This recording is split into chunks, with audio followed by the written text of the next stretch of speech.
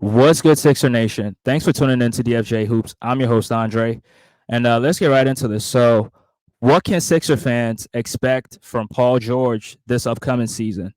In case you missed it this offseason, the 76ers signed PG to a 4-year deal, which means he'll be joining the dynamic duo of Joel Embiid and Tyrese Maxey. Now, if you go to basketball reference, he's projected around to average 23, 24 points per game, 6 rebounds, and 4 assists. Now, I can agree with the assists and the rebound part. The only thing I disagree with is the points per game. Now, those same projections have Joel Embiid averaging 34 and Maxi averaging 23 points per game. And the thing is, it's not going to be enough shots to go around. It's not going to be enough possessions for these guys to get all their numbers. So I don't see that happening. I think Embiid averages around 27 or 26 points per game. Maxi averages 23, and Paul George averages 20. That's how I see it. I think that's the more realistic outcome. But I don't even want to focus on the numbers. I just want to talk about PG's game on the basketball floor. So um, let's get into this one. I'm going to focus on offense, defense, overall impact, and some intangibles. So let me start with the first one, the offensive side of the floor.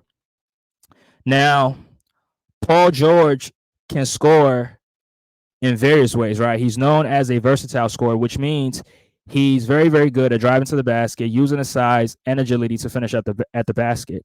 He's also a reliable mid-range shooter, which forces defenders to respect his shot anywhere on the floor. His three-point shooting is very, very significant, and it makes him a well-rounded offensive weapon. This versatility means defenses can key in on just one aspect of his game, allowing for more offensive flexibility. Now, him as a shot creator, he excels at creating his own shots through dribble moves and ISO plays. He can take defenders on one using his footwork and basketball IQ to find the best opportunities. This ability takes pressure off other scorers on the team, allowing them to find better looks while he draws attention from the defense. Now, let's focus on him as a playmaker as well. Now, although Paul George is known for his scoring ability, he's developed into a solid playmaker as well. He can read defenses and make quick decisions, whether that's driving in addition to an open teammate or setting up plays from the perimeter. His vision on the court allows him to create scoring opportunities for others, which is crucial in maintaining a balanced offensive attack. With George's presence on the floor, it can enhance the overall team's ball movement. He's capable of moving off the ball quickly and efficiently and ensuring that the team offense flows smoothly. This is vital in an era where teams prioritize quick ball movement to create open shots, and his ability to keep the ball moving can help the Sixers capitalize on multiple mismatches. So that's him and his offensive abilities, right? Now let's focus on the defensive part of his game. Now, Paul George is recognized as one of the best perimeter defenders in the league. His length and his agility allows him to contest shots effectively and stay in front of opposing players. He can guard multiple positions on the floor, which gives the Sixers more options defensively and allows him to switch on screens more effectively.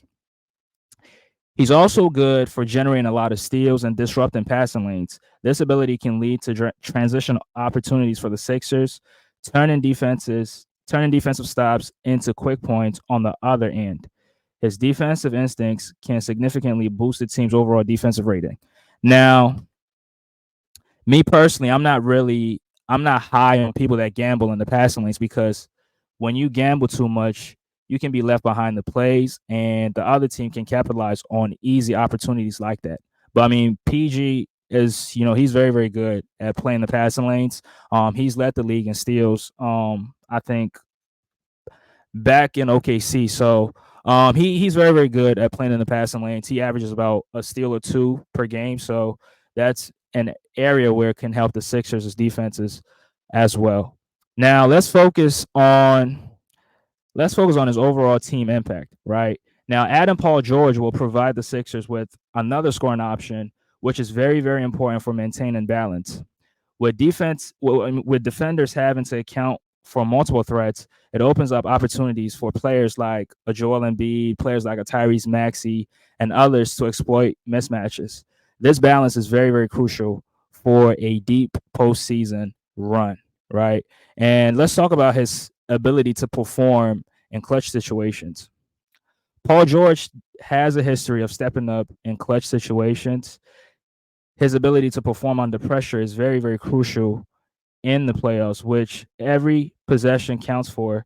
His experience and his confidence can inspire the rest of the team to elevate their game, especially in the clutch situations. So these are his overall team impact, things that he brings to the court that people may overlook. Now let's talk about a few intangibles and what he other things that he can also bring to the team. Now, one thing I want to focus on is his veteran experience. Now, he's been in the league for 14 seasons. He's heading into his 15th season or 15th year. Um, with multiple playoff appearances under his belt, I think Paul George brings invaluable experience to the roster. His understanding of the postseason grind can really help young players navigate the pressures of high state games, potentially improving the team's performances in critical moments. Another thing that I want to focus on is mentorship, right? So with George as a mentor, it can be beneficial to younger players like Tyrese Maxey, like Jared McCain, or even Ricky Council the Fourth, right?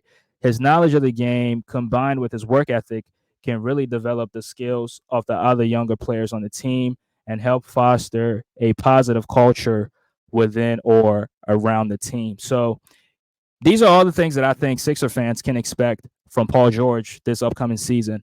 Now, I focus more on the positives than the negatives, right? I mean, I'm not saying that Paul George is a perfect player because I'll never say that. Now, will there be a game where Paul George goes 4 for 16 from the field?